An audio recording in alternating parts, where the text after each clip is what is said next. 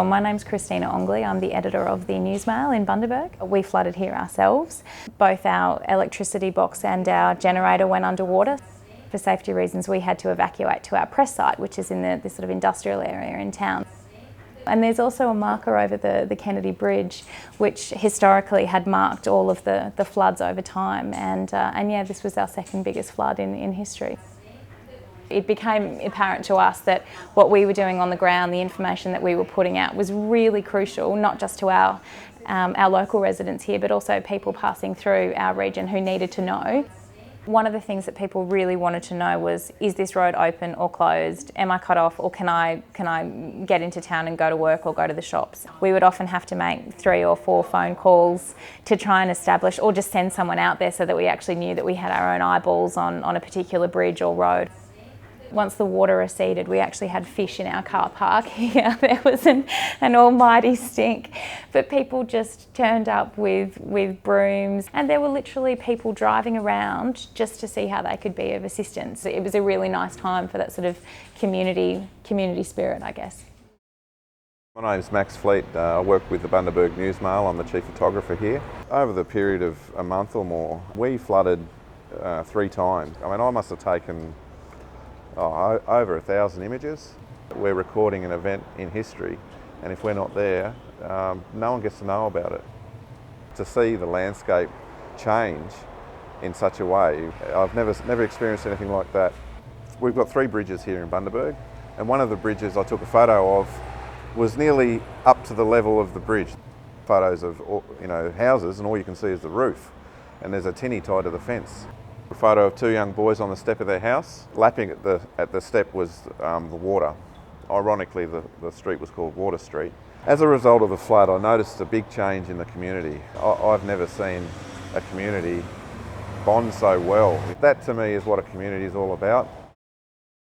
I'm Murray Page. I was the news cameraman here, senior news cameraman for Win in Bundaberg. There's only the 2 of us working here because we had skeleton staff on over the Christmas period. When we first come into the office in the morning, we had to have a look at what was the main issue for the day. Obviously, one of the first things was what was happening to people, their businesses and their homes. Was the bridge okay?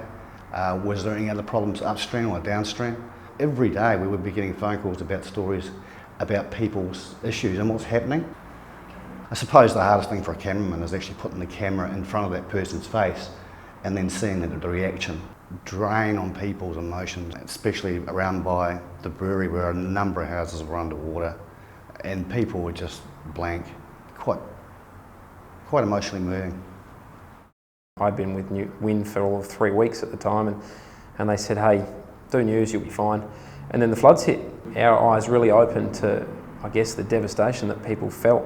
And not all of that was captured on the news. We had to tell the story in 1:20 every night, and it deserves so much more than that. We interviewed a young girl. She would have been maybe 8 or 9 years old, and I remember having the conversation with her, what's it like losing your home? She said, don't worry about my home, what about my Christmas presents I just lost? What about everything in my room, my toys and my bed and my PlayStation and all the things that are important to me?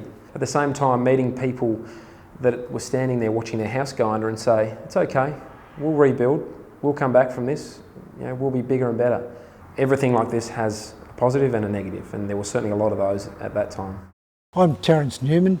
I'm an inspector in the Queensland Fire and Rescue Service, and I'm located as the area commander in Bundaberg, part of the local disaster management group for the Bundaberg Regional Council. The local disaster management group is chaired by the local mayor, includes police, ambulance, SES. The local disaster management groups meet on a fairly regular basis throughout the year. When things did become fairly critical, and we had quite severe, substantial flooding in Bundaberg, that got together very promptly, had meetings prior to the river heights rising to a level where they caused inundation, and making sure we had all of the equipment, resources and personnel in place prior to the damage that was caused by the rising waters from the flood.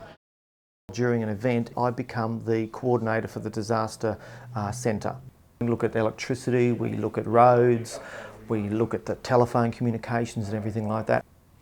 Under the Burnett River, Telstra have a data cable, and that connects all our telephones from north of Bundaberg out to Gin. Flood came along, it basically took away a lot of the river. It just ripped that whole line, it just totally disappeared. North of Bundaberg had absolutely no telephone. They had no internet access or anything like that, so ATMs wouldn't work. Grocery stores couldn't order food, and the shelves were getting very, very bare very quickly. Transport department came forward and said, rightio, we will grade that track. We'll make sure that they can get through. That was our lifeline to get that stuff through. There was no loss of life, and I think that's our main goal. My name's Rowan Bond. I'm the superintendent. I'm also the district disaster coordinator. Some of the crises in that particular disaster were the uncertainty of the height of the river. It was constantly changing. What we were doing was cooperating very closely with surrounding districts. It was Glass, Maryborough and Gympie, so that we'd combine resources to get supplies up. What social media did was came of age as a method of getting advice out to a vast range of people rapidly and getting accurate information out. The strength of the community come to the fore, and certainly the strength of the emergency services.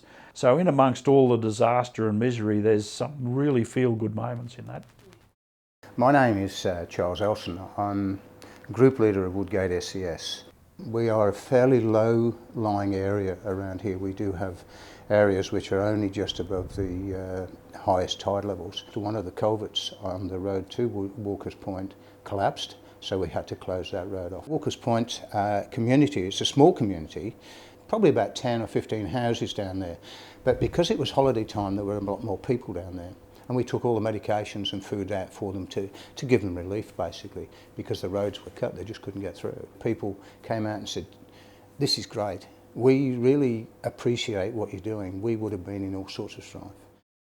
My name's Vaughan, I'm from Woodgate, I'm a Deputy Leader in the SES. Probably the biggest problem we had at the time was the actual confusion. Were roads open? Were roads closed? And that's vital in any time we have a catastrophe, is to get that information and get it out to the people. The Gregory River Bridge was one of our major problems. It couldn't be accessed from Bundaberg, couldn't be accessed from Childers. The bridge was a 100-year bridge.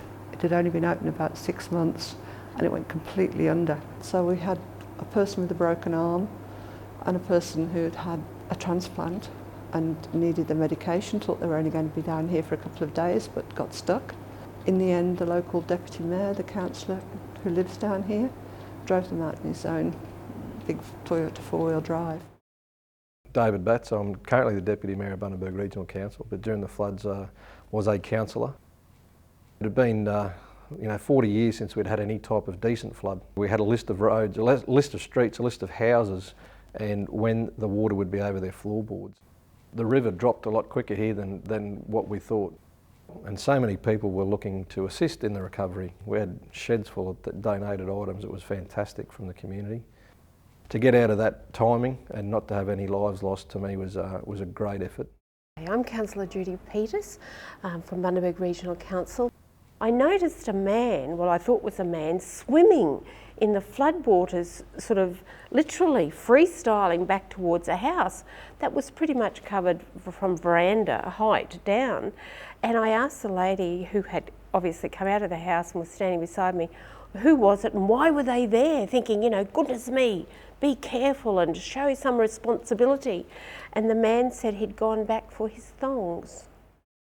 I'm Councillor Lynn Forgan. I decided I'd go and talk to all the businesses. The devastation that you saw was just amazing. Everyone was there cleaning up, everyone was pitching in.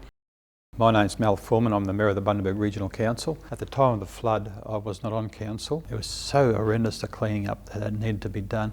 But people got in and did it, they didn't complain. We all worked together, even with our local disaster management groups and our district disaster management groups, the emergency services and everything else.